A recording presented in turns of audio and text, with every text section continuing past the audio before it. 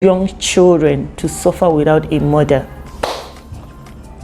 Hi guys, hi, welcome back to my channel. If you're new here, my name is Bridget from Oladipo. On this channel I talk about faith, marriage and lifestyle from UAE. Thank you for tuning in, and if you're returning subscribers, hi, thank you for coming back. I appreciate your love and support. Thank you for tuning in and coming back once again. Guys, today's video is more of a rant and rave, but not really like a rant and rave, because at the end you have something to take home from it, but it's not like the usual video I usually do. So during the course of this week, I came across a news on Facebook that's talking about the husband that crushed the wife down in their compound in the midst of arguments because of disclaimer here though. We don't know the true stories. I don't know these people. We don't know what happened, but the bottom line is that the lady is dead. And now what next? I'm going nowhere. Let's just get right into this video.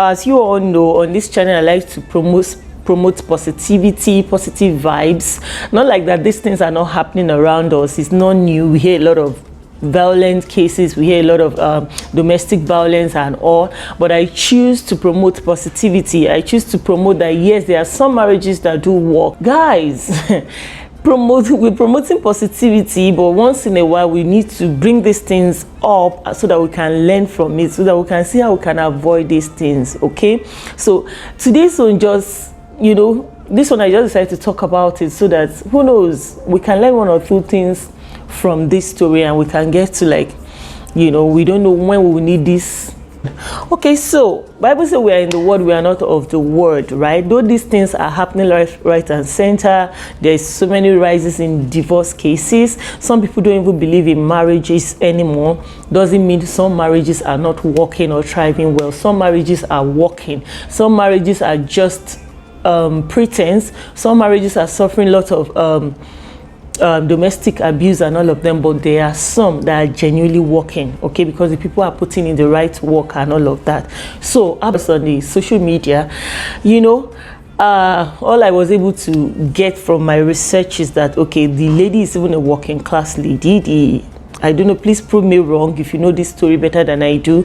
The lady is a working class lady. The husband is not doing so well. She saved some money to celebrate one of their child's birthday, and the man wanted the money and she was not ready to release the money, and in the process, whatever, he snatched her phone and he was going to drive out, and they were already like in the heat of arguments and disagreements, and the woman ran to say, okay, you're not going nowhere until you give me my phone. And he made a threat to say, if you don't leave, I'm going to run you over. And well, the rest is that the lady is gone, leaving two young kids there. And what happens to the man? Maybe he will go behind bars. Maybe if he has a good lawyer that can defend him, he will be released. But the truth is that the woman is gone, and she has left two young children to suffer without a mother.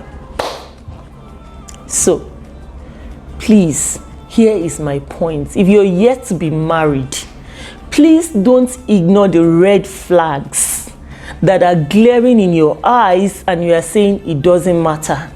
Those things you say it doesn't matter will become matters arising tomorrow.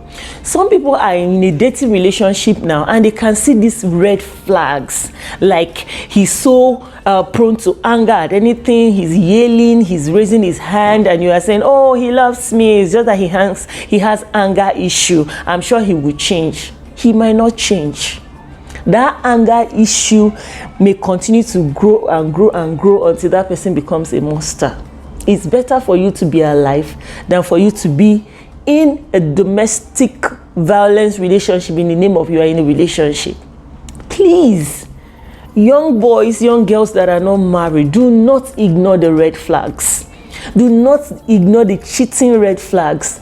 Do not ignore the lying red flags. Do not ignore the violence red flags in that man, in that woman. Do not say he's going to change, he loves me, he just have anger issue. Let him go and sort that anger issue before you continue the relationship. Like I usually say, marriage doesn't fix you. You need to fix yourself and come into a relationship whole.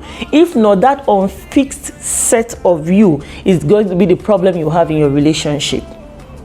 So please, do not ignore these red flags. Do not say he's going to change. Do not say it doesn't matter. Young girls, young boys, you are yet to be married. These things are for us to learn from. Bible says we should be wise as the serpents. These things that are so glaring around us, it is not for you to be afraid that, oh, I don't want to marry anymore, because rather it should be, what are the things that I should make right so that my marriage doesn't suffer this. For us that are already in a relationship, in a marriage relationship, and yes, you are already in it, yes, you've made that mistake and you are praying that he changes, please, when you are in the heat of arguments, do not dare anybody. It is a demon that is that anger in person. Don't dare the person and say, you cannot do it, you cannot do it. If he does it, I'm sorry, you may not be alive to tell the story. So please do not dare anyone in the heat of anger. I don't even know why I have to. Yeah, thank you, Holy Spirit. Do not dare anyone. Please walk away if you can't. Leave if you can. If she hadn't dared him to say, okay, if you don't give my phone, you're not going to go anywhere, you can't do it, probably she might be alive. I pray the Lord comforts the family of that person. I pray the Lord will just sort out that family somehow. But like I said, there are lessons we can learn from it. Married couples, do not dare one, and do not make some empty threat. The devil is like a roaring lion. He's walking to and fro, looking for whom to devour. Probably that man do not intend to kill the woman, but like I said, the devil is moving to and fro. He's just looking for an avenue, looking for the vessels that will yield themselves so that he will just carry out his act of destruction. So do not dare anyone in the heat of arguments. You rather be alive than winning an argument. As I believe in marriage, and I don't believe in divorce and all. If it has come to domestic violence, if it has come to emotional violence, where you're already losing yourself, you're losing your mind, you're not happy, please walk away. Separate for a while.